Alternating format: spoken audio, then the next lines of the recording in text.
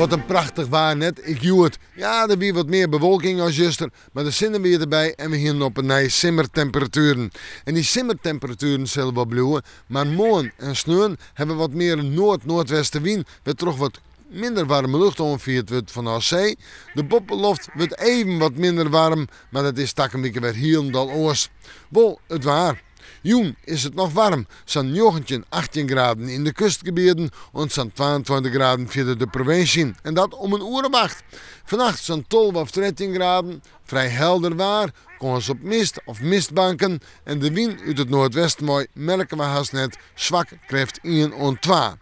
En dan morgen, zinnen, maar ik bewolking. En een temperatuur die even wat leger luidt. 20 en 23 graden, nog altijd een warme dag, dus nog altijd een simmerwaar. En de wind, zwak of matig, krijgt 2 en 3 uit het noordwesten mooi. Dan zetten we terug naar het vooruitzicht.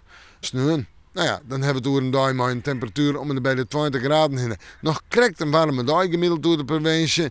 Een noord-noordoostenwind, noord-noordwest. Matig, krijgt treien, misschien een lichte fjouwer. En dat verklaart de dag ligt die wat legere temperatuur. Maar dat is snel weer heel los. Dan hebben we het alweer gemiddeld zo'n 23 graden door de provincie. Flink wat zinnen en man je nog warmer. 24 graden, maar flink wat zinnen. En het blijft droeg. En nu man je nog wat hegere temperaturen. We moeten morgen maar wel even in het waarsje.